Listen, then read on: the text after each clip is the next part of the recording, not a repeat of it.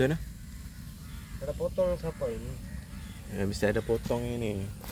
Tak tahu dia tak ada pakai. Dia tak tahu mana tempat mau pakai, dia pun sudah potong. Ini Ini ada masalah. Memang ini angka pipe.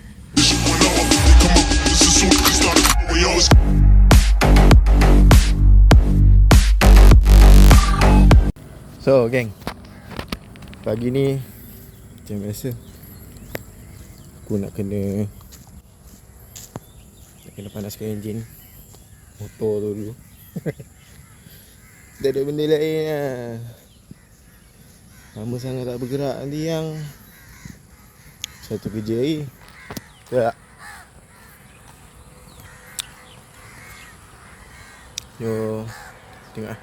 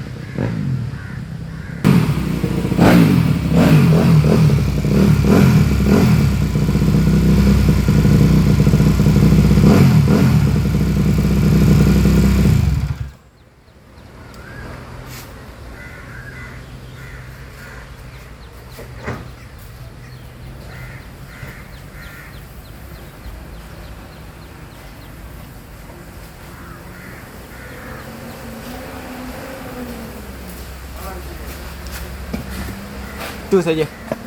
Korang tengok indah-indah dalam Facebook aku kan. Ini aku tunjuk kerja aku buat apa.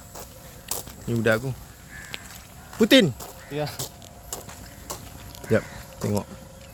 Ni aku nak pergi tempat kerja ni, buat kerja. Okey. Dia macam satu tempat untuk minyak terkumpul dalam ni.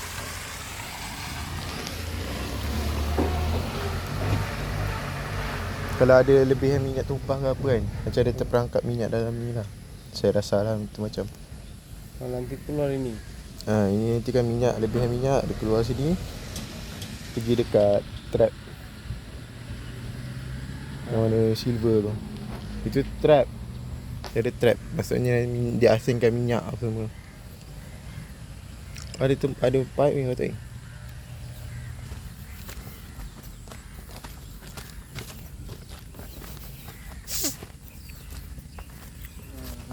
Nak sambung. Siapa nak potong? Nak sambung. Ada orang potong ni.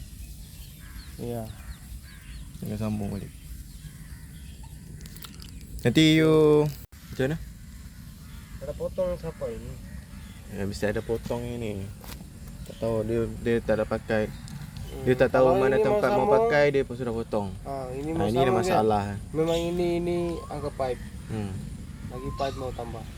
Ada je lah yang merembat ni. Ada bos nanti yang angkat ini mau sambung kan? Angkat 1 T. Lagi ini macam angkat 4 tuh. Ini macam 4 lagi. Lagi pipe mau tambah sedikit. Okay. Saya memang kena tengok kalau hardware hari ini sudah cuti. Tak tahu cuti ke buka ke, tengok balik. Hardware pun tutup. Tak tahu lagi nanti tengok. Itu bos LTP kan? LTP ini SBR A1. Ini tempat ada masalah. Saya kadang-kadang ada naik neutral api kan? Saya cek sana. Tengok ini kabel 2 sudah bakar. Oh ya. Dalam kota. Dalam kota ini masalah lah. Sudah repair belum? Belum repair. Kalau ini satu pam ada masalah itu saya kasih mati dulu. Kasih tukarlah kabel. Itu wayar aja kan? Itara pam itu. Pam dulu apa? Masalah pam. Pam apa? Pam Itu SBR A1 itu dalam kolam kan. pam air transfer. Okey. Pam ikan ke pam besar tak tahu. Itara pam. Tak. Itu dia punya. Dia punya apa? Tak payah nanti tu saya bagi tahu itu punya orang. Ya. Itu je lah kerja aku. Macam-macam masalah. Ni dengan ada orang rembat pipe ni, aku tak tahu apa masalah dia. Ni ke sana dia rembat ni.